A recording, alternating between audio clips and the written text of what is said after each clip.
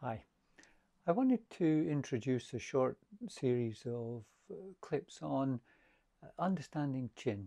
Now, it's a very complex subject, and I'm just doing a very basic introduction for you, but it's a useful thing if you're moving from beginner to more experienced in Tai Chi.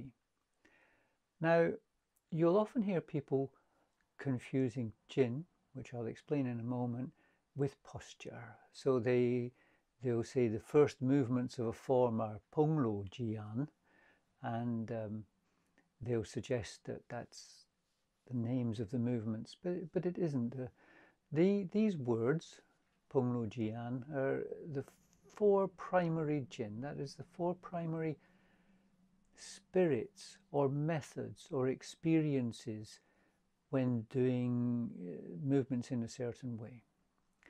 And the movements of ward off, roll back, press, and withdraw and push all have a particular association with particular sorts of Qin, that is Ponglo Jian.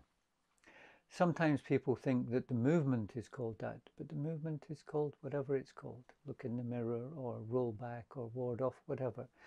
And the Jin is the name for the spirit with which you do the movement. So what I'm going to do in this short series is I'm not going to give you a huge amount of detail or background. Just try to get you have a sense of what the Jin might be when you're approaching a particular movement, or how to feel it, how to find it, and how to introduce it into your Tai Chi. So this will help you to get a new dimension in your Tai Chi, and I look forward to giving you much more detail as you progress. Have fun. So the first thing I'd like to say is that there are thousands of Jin. The 10,000 things, the myriad of things. There's a different way of feeling your movement, a different way of fulfilling your movement. For every individual, for every time, for every circumstance. But in Tai Chi, most people go back to the basic eight Jin, and they usually broken into two categories: the four primary Jin, that is the ones that you really do use pretty well everywhere, and then the four secondary Jin, ones that are pretty important, but you don't necessarily see them as dominant as the other four. When you put those eight Jin together with the different directions, forward, back, left, right, and stay still, then you have 13 essentials of Tai Chi. You're doing the movement and you're doing it in a particular direction. Of course, a bit of bad arithmetic, not arithmetic, a bit of bad maths in there, don't you think? Because it's got to be 8 multiplied by 5, not 8 plus 5. But I guess people just wanted to make a point. So we're going to look at the first four, the first primary Jin, Pong, Lo, Jian, and then we're going to look at the secondary Jin, the second four, which are Lia, Sai, Kao, and Chou. And I'll explain what they are in little sections for each one. So enjoy. What is the meaning of Pong energy? It is like the water supporting a moving boat. First sink the qi to the dantian, then hold the head as if suspended from above. The entire body is filled with spring-like energy, opening and closing in a very quick moment. Even if the opponent uses 1,000 pounds of force, he can be uprooted and made to float without difficulty. Pong has an important sense of expansion, like air filling a balloon, or the tide rising. Your base is held firm while your top goes up. Your center is held firm while your extremities expand.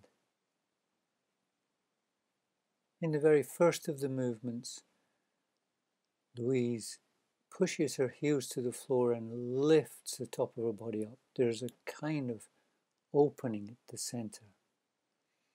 As she turns into ward off right, or look in the mirror as we call it here, her whole body expands. Look how her back heel pushes into the ground while her front fingertips reach out. This sense of air filling a balloon, expansion. Most commonly associated with the ward off movements. You can see Pung here in Louise's single whip.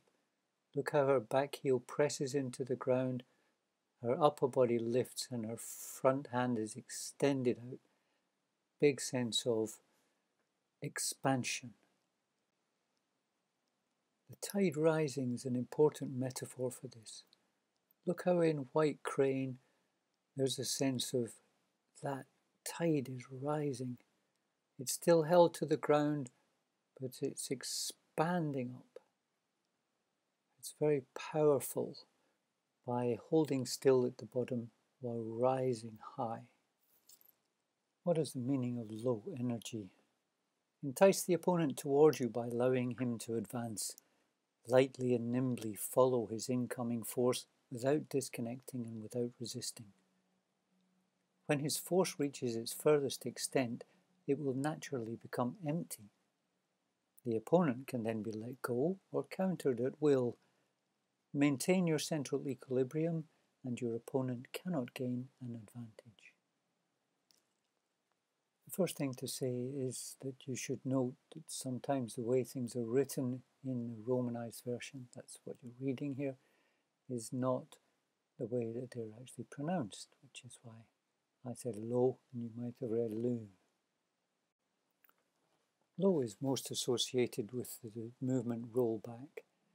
What you're doing is you're allowing someone who's attacking you to come on and you're just collapsing like taking prisoner. You're collapsing down, capturing them and rolling them past you. So you're absorbing their energy into you by collapsing back. And this gives you an advantage. You can also see it in movements like withdraw, separate and push.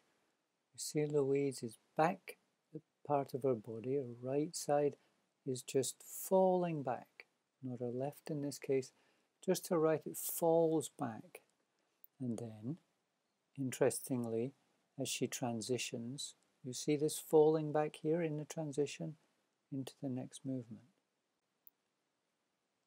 In another transition, that between single whip and shoulder stroke here, Louise demonstrates low again.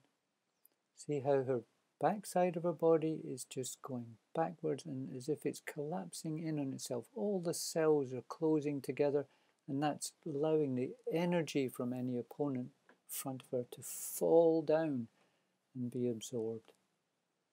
And that's the beginning of the transition, which she then transforms into something coming forward again, as you see in the next movement. What is the meaning of Qi energy? There are two aspects to its functional use. The direct way is to go to meet the opponent and attach gently in one movement. The indirect way is to use the reaction force like the rebound of a ball bouncing off a wall or a coin thrown on a drumhead bouncing off with a ringing sound.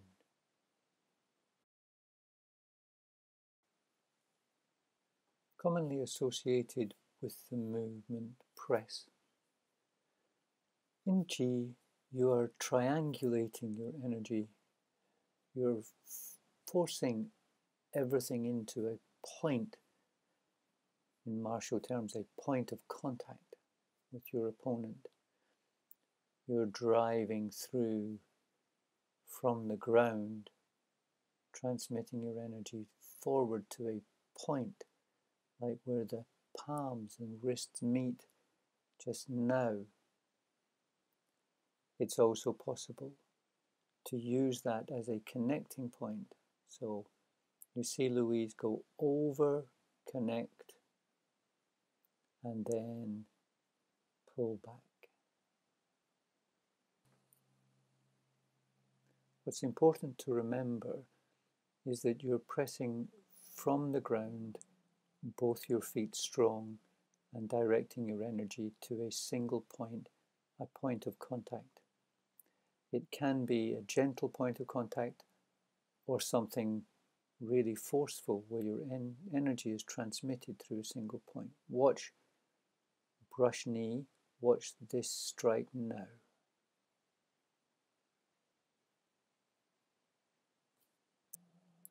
What is the meaning of an energy? When applied, it is like flowing water. The substantial is concealed in the insubstantial. When the flow is swift, it is difficult to resist. Coming to a high place, it swells and fills the place up. Meeting a hollow, it dives downward. The waves rise and fall. Finding a hole, they will surely surge in.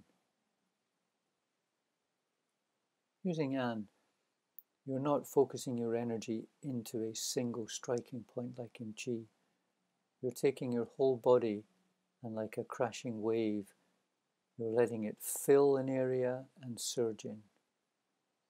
So when you watch Louise doing this push, she comes back and she drops down, and from the drop, like the sinking back of a wave, she begins to come forward and then rises up.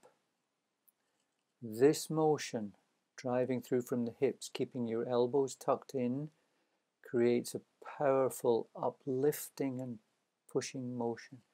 Don't extend your arms. Use a rising forward movement and a rising of the hips to generate a forward wave of power from your whole body.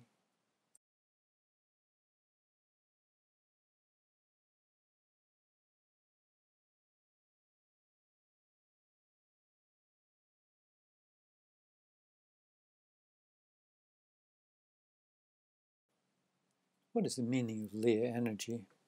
It revolves like a spinning disc.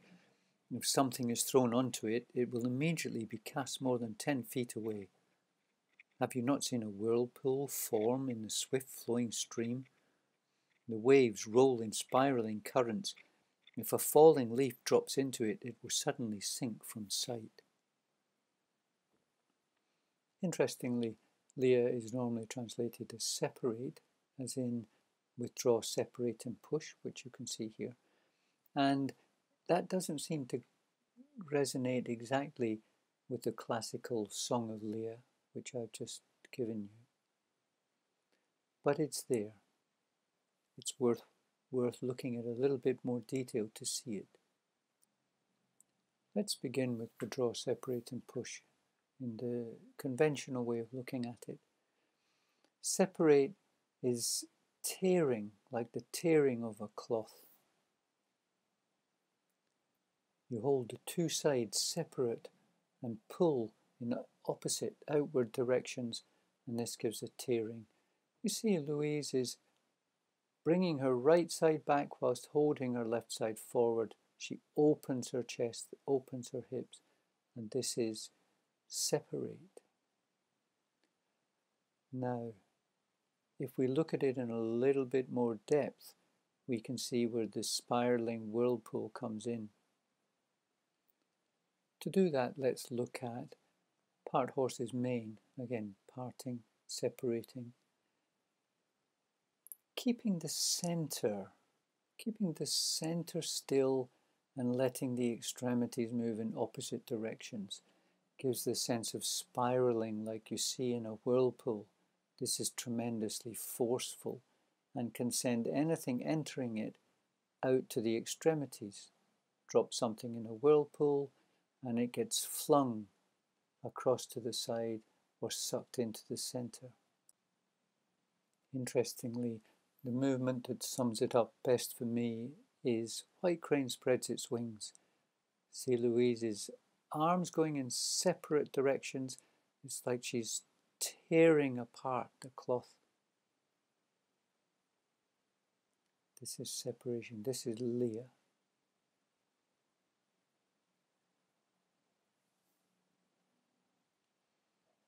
And watch it again. Watch the sort of spiraling movement that there is, as if her center of her body is like the center of a whirlpool, and she twists from the center. This is this tearing with a spiraling effect. And this carries on beautifully in this spiral that she demonstrates as she comes out into the next move. Look at the energy that spirals around here, this whirlpool that's created. This is Leah. What is the meaning of psi energy? It is like the weight attached to the beam of a balance scale. Give free play to the opponent's force, no matter how heavy or light. You will know how heavy or light it is after weighing it. To push or pull requires only 4 ounces. 1,000 pounds can also be balanced. If you ask what the principle is, the answer is the function of the lever. Think of psi as like pulling, as if you're working with an opponent. They're attacking you and they're committing themselves so that they become a bit unstable. You just topple them with a little tug, just at 4 ounces, enough to send them flying. You see this in several different movements. Watch for the reverse hand, the back hand, the right hand in this withdrawal from Louise. A little pull, and then she's able to topple someone who's become unbalanced with the push that follows. Or even here, in part horse's mane, the hands make a contact.